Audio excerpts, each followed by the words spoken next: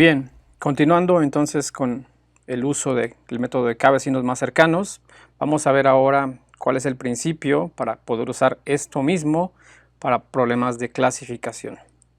Si recuerdan, en un contexto de clasificación lo que tenemos regularmente es observaciones, objetos que pueden pertenecer a 2, 3 o más clases, ¿no?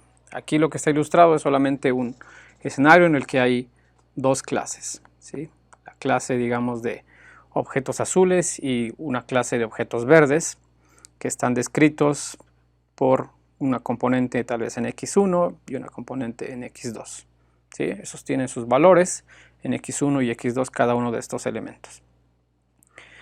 Y de nuevo, esto puede ser, por ejemplo, seguimos con el tema de vehículos, esto puede ser x1, el tamaño del motor, el x2 tal vez su eficiencia, pero ahora sabemos que los azules tal vez son menos ecológicos y los verdes tal vez son ecológicos, ¿no? ¿Sí? Entonces tendremos dos clases, la de ecológicos y las de no ecológicos.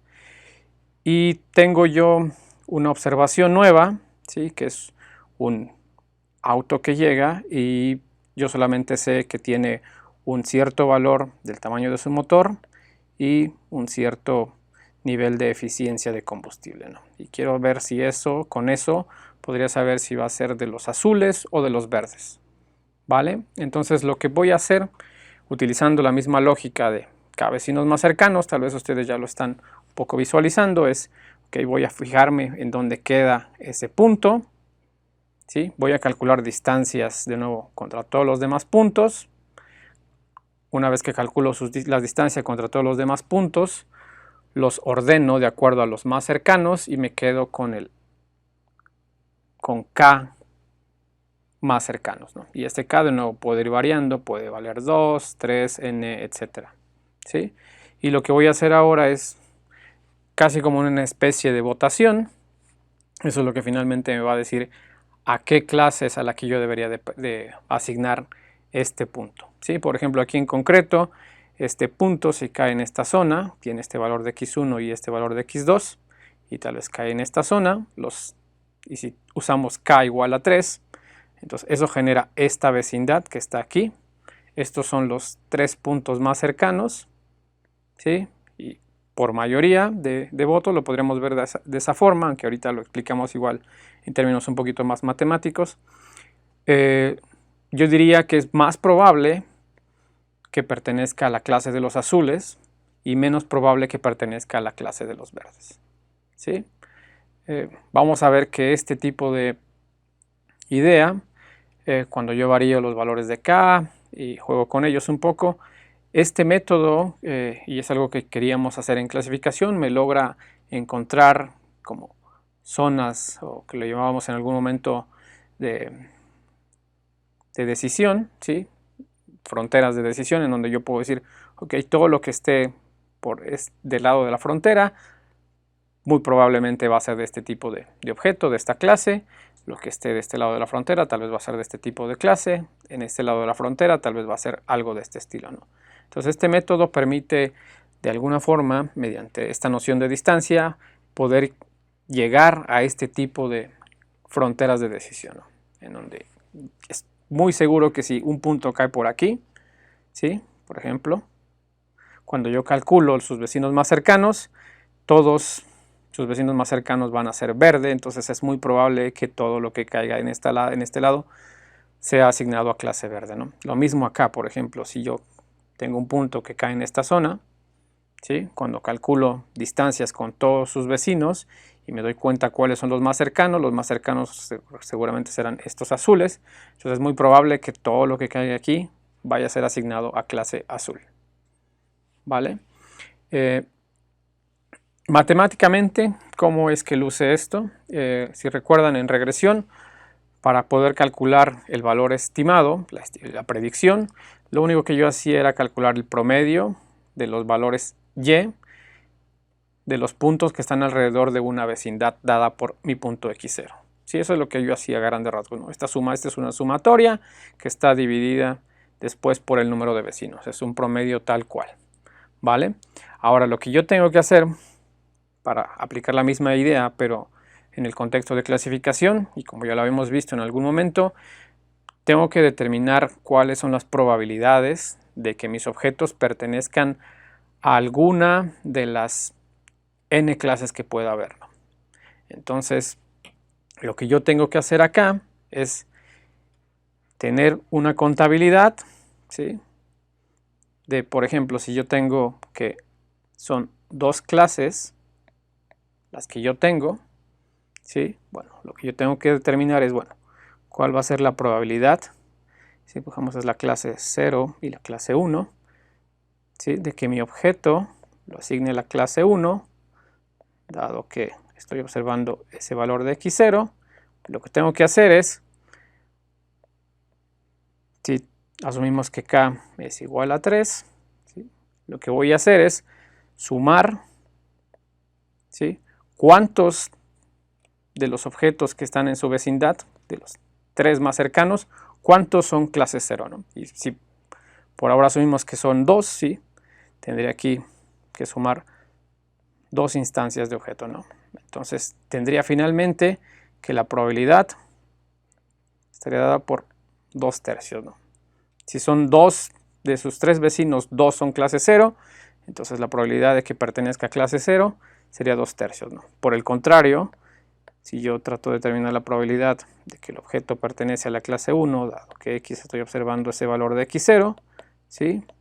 Y sé que solamente es un elemento el que pertenece a la clase 1, entonces aquí sería una sumatoria solamente de un valor, y aquí yo tendría finalmente que es 1/3, ¿sí? Solamente es uno de los 3 vecinos el que pertenece a la clase 1. Por lo tanto, la probabilidad de que ese objeto vaya a ser asignado a la clase 1 sería de 1/3. ¿Sí? De nuevo, aquí puedo yo tener, respetar esa propiedad de probabilidades complementarias. ¿Sí? Si ya sé que 2/3 es la probabilidad de clase 0, por ende, clase 1, si solamente son 2 clases, sería 1/3, ¿no? Y bueno, esto obviamente se puede extender, como a lo mejor ya lo empiezan a visualizar, a más de 2 clases. ¿Sí? Yo puedo tener 3 clases, ¿sí? Que por ejemplo sería un caso en el que yo tenga, voy a usar aquí tal vez círculos, asteriscos, triángulos, serían mis 3 clases tal vez. ¿Sí? Triángulos, acá círculo, acá tal vez asterisco y acá círculo, ¿sí? Y ahora llega un nuevo elemento, ¿sí? Y yo sé que esa observación cae en ese punto porque está dado por x1 y x2.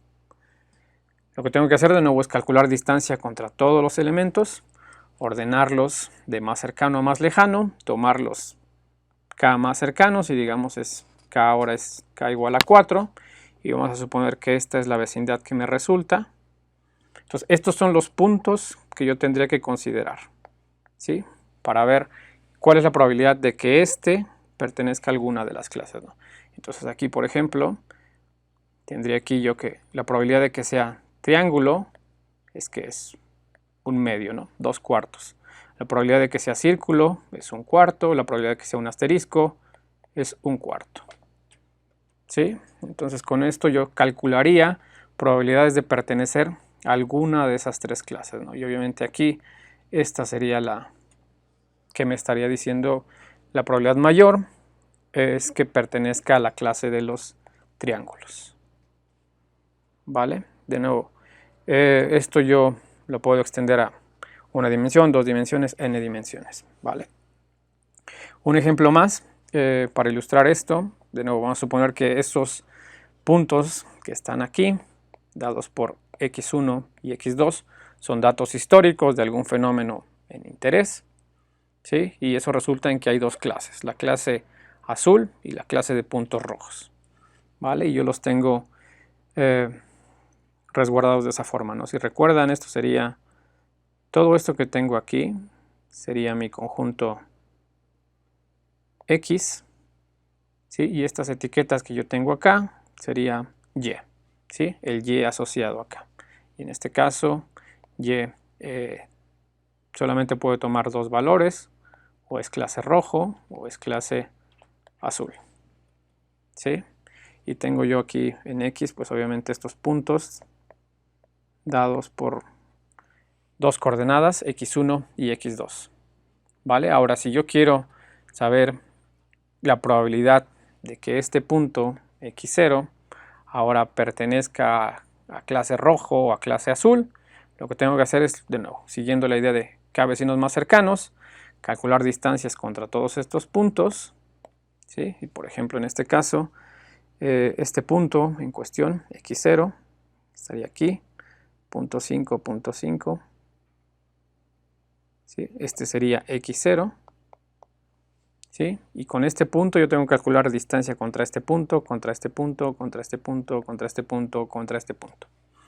Una vez que calculo distancias contra esos puntos, ordeno cuáles son los más cercanos, ¿sí? De más cercano a más lejano.